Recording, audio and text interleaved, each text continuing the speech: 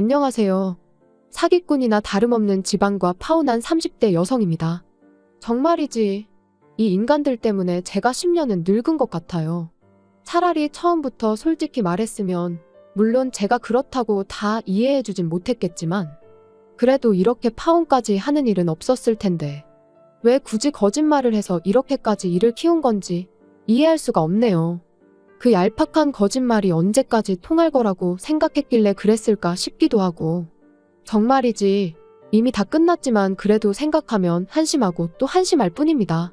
남자친구와 함께한 세월도 아깝고, 어디서부터 어디까지가 진실이었고 또 어디부터 어디까지가 거짓이었는지조차 파악할 수 없기에 더욱 지나간 세월이 아깝고 안타깝기만 하네요. 더 아이러니한 것은 제가 남자친구를 좋아했던 이유가 바로 성실하고 정직하다고 생각했다는 거예요. 남들도 다 그렇다고 하면 할 말 없지만 제가 보기엔 남자친구는 소위 잔꾀를 부리지 않는 사람이었어요. 회사 일이건 회사 밖에서의 일이건 FM대로 했다고 해야 할까요? 그래서 때로는 융통성이 없어도 너무 없다 싶어서 답답한 적도 있었을 정도죠. 하지만 그래도 그런 성격 덕분인지 돈도 1억이나 모았다고 했고, 참고로 저도 모아둔 돈이 1억 정도 있었지만 저는 저보다 남자친구가 그렇게 모은 게 더 대단하다고 생각했어요. 남자친구는 군대도 다녀왔고 이런저런 이유로 저보다 사회생활을 늦게 시작했거든요. 그리고 사실 남자들은 취업하고 나면 술자리부터 시작해서 이런저런 유혹이 많다잖아요. 그런데 그런 유혹에 하나도 흔들리지 않고 착실히 모아온 돈이라고 생각하니 한마디로 남편감으로 딱이다 싶었죠. 그래서 그렇게 결혼 준비를 시작한 건데, 이미 파혼은 했습니다만 그래도 그때를 다시 떠올리니 머리가 아프고 여러 가지로 심란하네요. 사실 결혼 이야기가 나오기 시작한 이후로 대부분의 일들은 제가 생각한 것보다도 훨씬 말 그대로 술술 진행됐어요. 그런데 지금 돌이켜 생각해보면 상견례 때부터 문제였나 싶기도 합니다. 저희 본가하고 남자친구 본가하고 거리가 제법 있었어요. 그래서 제가 강남이면 두 집 간에 중간쯤 될 것 같아 그쪽으로 잡으려고 했거든요. 그런데 남자친구 부모님께서 한 집만 움직이면 되지 뭐하러 두 집이 다 움직이냐면서 저희 집 근처로 장소를 정하라고 하시더라고요. 그래서 저는 그저 남자친구 부모님이 합리적이시고 배려심이 많으신 분들인가 보다고만 생각했습니다. 실제로 남자친구도 저뿐만 아니라 주변 사람들을 잘 챙기는 사람이었거든요. 그뿐만이 아니었습니다. 그렇게 저희 집 근처 한정식집에서 상견례를 하게 되었는데, 남자친구 부모님께선 좋은 일 때문에 만난 자리니 좋은 얘기만 하자셨어요. 그러면서 결혼 비용 같은 문제는 애들을 통해서 이야기하자고, 애들 의견도 중요하지 않겠냐면서요. 그런데 생각해보면 거기서부터가 문제였습니다. 그냥 좋은 게 좋은 거라고 껄끄러운 이야기는 이리저리 피하다 보니 할 이야기도 제대로 못한 게 화근이 된 거죠. 그렇게 상견례 자리를 가진 게 작년 가을이었어요. 그리고 저는 그때만 하더라도 그러면 늦어도 올해 봄에는 결혼하겠구나 생각했는데, 결론부터 말하자면 일이 꼬여도 단단히 꼬여버렸네요. 집 때문에요. 남자친구가 모은 돈 1억, 거기다 제가 모은 돈 1억. 게다가 둘 다 회사 근처에서 자취를 하고 있었으니 보증금까지 더하면 저희한테는 2억 7천 정도의 돈이 있는 상황이었습니다. 그리고 저는 이 정도 돈이면 여기에 대출만 좀 더 받으면 매매까지는 아니어도 서울 어디 전세는 들어갈 수 있지 않을까 싶었죠. 그런데 남자친구 생각은 달랐어요. 어쨌든 결혼하면 한 1, 2년 뒤에는 애도 낳을 거고 그러면 차가 필요하지 않겠냐며 자기가 모아둔 돈으로 차를 사고 나머지 돈에다 대출을 받아서 집을 장만하자, 그렇게 얘기하더라고요. 그리고 그것도 영 틀린 말은 아니다 싶었던 게, 알아보니까 차를 할부로 사면 그 이자도 만만치가 않은 거예요. 그래서 이래저래 전세 대출을 좀 더 받는 편이 낫겠다 싶었죠. 그런데 황당하게도 남자친구는 그런 이야기를 한두 차례 나누자마자 저와는 상의 한마디 없이 차를 샀습니다. 저는 비록 얘기가 그렇게 되긴 했어도 그게 지금 당장을 의미한다고는 생각지 못했는데요. 게다가 더 저를 어이없게 한 건 차를 샀다면서도 2달이 지나도록 출고가 늦어지고 있다 옵션을 바꿨다. 정말이지 온갖 핑계만 대면서 차를 보여주질 않더라고요. 그래서 결국 기다리다 못한 제가, 아니 무슨 외제차도 아닌데 그렇게 오래 걸리냐고 딜러한테 같이 가자고 몰아붙였더니 그제서야 한다는 말이, 차를 어머님 아버님이 몰고 계시답니다. 당장 우리는 그 차가 없어도 되지만 자기 부모님은 연세도 있으시고 해서 그동안 대중교통 이용하는 것도 불편해하셨고 그래서 먼저 쓰시라고 드렸다나요? 기가 막혔죠. 남자친구 부모님께서 원래 운전을 하시던 분들이 아니거든요. 몇 년 전에 사고로 폐차하고 이후론 계속 없이 지내신 걸로 아는데 게다가 정말 100번 양보해서 그래 부모님이 너무 불편해 보이셔서 드렸다고 치자고요. 그럼 상의는 둘째치고 저한테 말이라도 해줬어야 하는 거 아닌가요? 그런데 남자친구는 제가 보인 반응을 들먹이며 이럴 줄 알았답니다. 제가 이렇게 나올 줄 알아서 말을 안 한 거라고요. 그리고는 그래도 걱정 말라고 우리가 결혼하면 바로 차도 돌려받을 거다 그러는데 그 약속을 철석같이 믿은 제가 등신이었죠. 하나를 보면 열을 안다고 진작에 알아차렸어야 했는데 말이에요. 남자친구가 차를 사면서 2억 7천의 현금은 2억 가까이로 줄어들었습니다. 게다가 하루가 다르게 은행이 다른 이야기를 해대니 이건 뭐 집을 어떻게 해야 하나. 생각을 거듭할수록 해결책이 보이긴커녕 답답해질 뿐이었지요. 그런데 그렇게 골머리를 앓고 있던 무렵 남자친구 부모님이 남자친구를 통해 저를 집으로 초대하셨습니다. 할 이야기도 있고 하니 오라고요. 솔직히 차 사건이 있고 난 뒤 저도 그렇고 아마 남자친구 부모님도 그러셨는지 이따금씩 주고받던 연락도 소홀해지고 여러 가지로 좀 껄끄러워진 면이 없잖아 있었어요. 그런데 남자친구 부모님이 먼저 손을 내밀어 주셨다 생각하니 괜히 더 감사하고 죄송하고 그렇더라고요. 그래서 바로 그 주 주말에 남자친구와 함께 인사를 드리러 갔는데 전혀 예상치 못한 어머님 아버님 말씀에 정말 깜짝 놀랐습니다. 왜냐하면 어머님이 집 문제를 해결해 주시겠다 하셨으니까요. 남자친구 부모님께선 서울의 모 지역 아파트에서 거주하고 계셨는데 그 동네가 몇 년 전부터 재개발 얘기가 들려오며 집값이 들썩이고 있었어요. 그런데 이제 어머님이 말씀하시길 지금 사시는 집은 팔고 지방으로 이사를 가실 거라대요. 그리고는 그러면 못해도 차액이 2, 3억은 될 거라면서 그 돈에 제가 모아둔 돈을 더해서 집을 해주시겠다는 거였죠. 생각지도 못한 어머님의 말씀에 정말 감사하면서도 기뻤어요. 하지만 한편으론 제가 어쨌든 1억이라는 돈을 보탬에도 불구하고 어머님이 더 큰 액수를 해주신다는 이유로 집의 위치, 구조, 평수 정말이지 아주 사소한 것들까지도 전부 어머님의 선택에 달려있는 듯한 분위기가 왠지 좋지만은 않더라고요. 게다가 심지어 명의마저 남편과 저 공동명의가 아닌 어머님 명의로 하라고 하셨을 땐 이게 맞나 싶었습니다.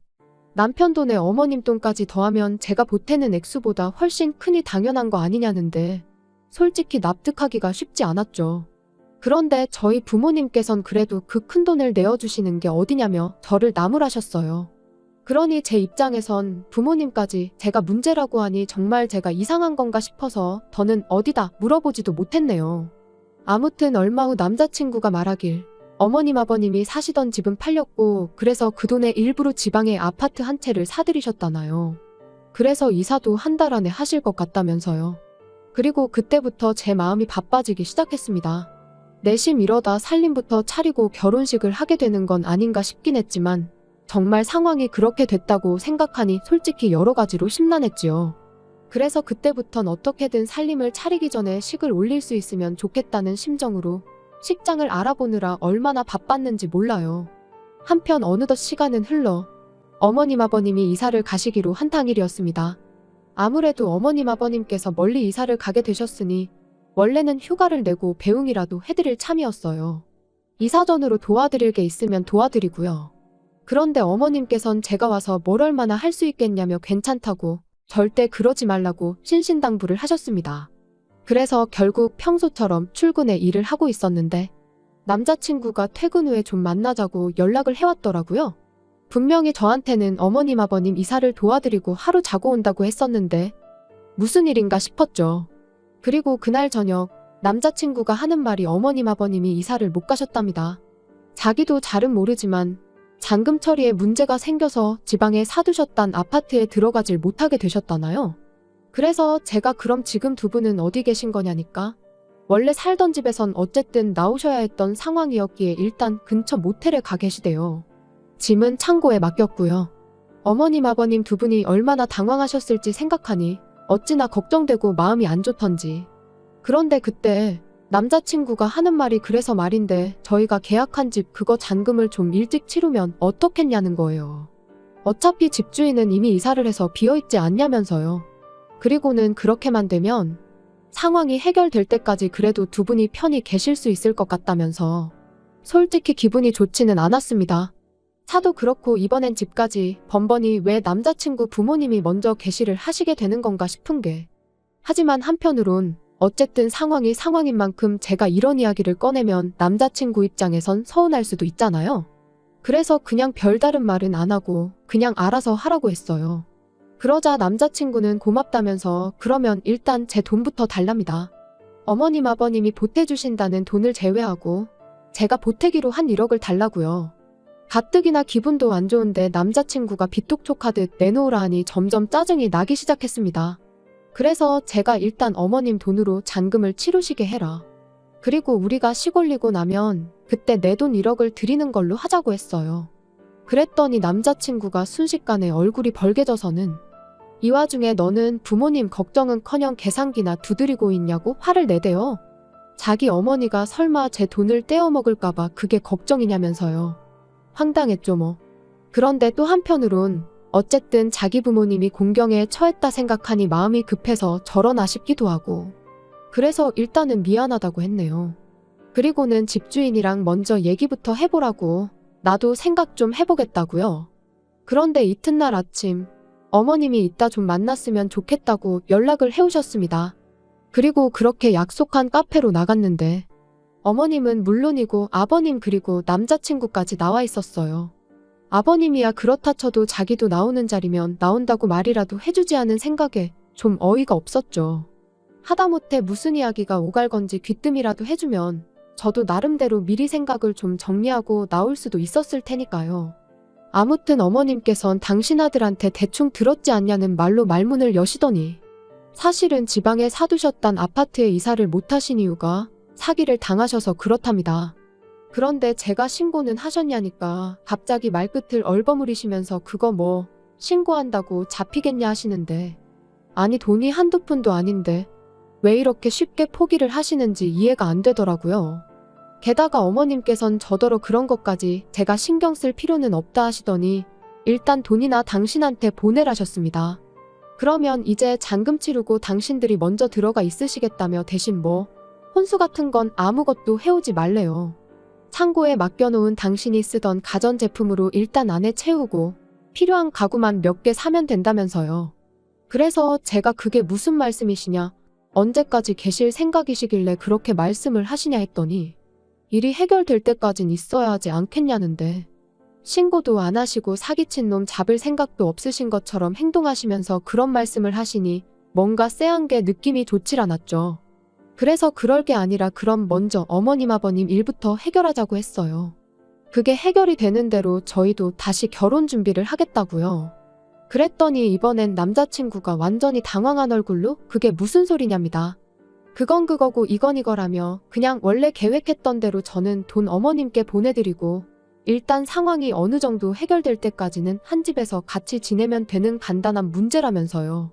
결국 저는 할까 말까 고민하던 그 말을 입 밖으로 꺼냈습니다. 해결 안 되면 그럼 뭐 언제까지 같이 사는 거냐고요. 그러자 어머님께서 너는 내가 불편하니 난 네가 딸 같아서 하나도 안 불편한데 하고는 웃으시는데 이건 뭐 황당함을 넘어서 소름이 다 끼치더라니까요. 아무튼 결국 제가 생각을 좀 더 해봐야겠다 하며 일단 자리에서 먼저 일어났습니다. 그랬더니 남자친구가 불이 나게 쫓아나와서는 도대체 갑자기 이러는 이유가 뭐냐는 거예요. 그리고는 어머님 아버님하고 같이 살면 솔직히 우리가 손해볼 일은 없지 않냐는데 역시나 한패였던 거지요. 남자친구는 솔직히 그렇게 큰 돈을 보태주시는데 자기가 중간에서 누구 한쪽 편을 들고 그럴 수는 없다더니 까놓고 말해서 같이 살면 살림도 해주실 거고 나중에 아이 낳으면 아이도 봐주실 게 분명하다고.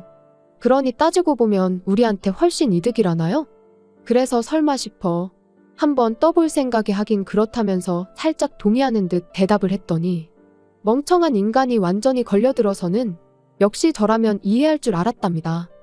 그래서 사실 자기가 자기 부모님한테 처음부터 그냥 사실대로 이야기하자고 했었는데 두 분이 하도 반대를 하셔서 어쩔 수 없이 연기를 좀 할 수밖에 없었다나요. 그리고는 이제 좀 살 것 같네 하는데 아주 부모고 자식이고 한통속으로 똘똘 뭉쳐 나나 속여먹을 궁리만 했구나 생각하니 괘씸해서 견딜 수가 없었죠. 남자친구 면상에다 대고 진짜 소름 끼친다고 한마디 하고는 다시 카페로 들어갔습니다. 그랬더니 다행히 아직 어머님 아버님이 자리에 계시더라고요. 그래서 나이 드실 만큼 드셔놓고 그렇게 살지 마시라고 한마디 하곤 아드님하곤 헤어졌으니 그런 줄 아시라 했어요. 그리고 뭐 뒤도 안 돌아보고 도망치듯 카페를 빠져나와 곧장 택시 잡아 집에 왔는데 집에 오는 내내 정말 핸드폰에 불이라도 나는 줄 알았네요. 남자친구는 물론이고 어머님까지 아주 번갈아 가면서 얼마나 전화와 문자를 해대던지 결국 두 사람 다 차단하고 이튿날 아침이 밝자마자 스드메며 이것저것 전부 다 취소해버렸어요. 계산해보니까 대충 한 200만 원 정도는 물게 된 것 같던데 인생을 배우는데 들어간 수업료다 생각하기로 했습니다. 이게 만약 결혼하고 나서였으면 영이 하나는 더 붙었을지도 모르는데 그에 비하면 싸게 배운 셈 치려고요. 정말 세상에 공짜는 없다는 걸 이런 식으로 배우게 될 줄은 몰랐는데 아무튼 정신 단단히 차리고 살겠습니다.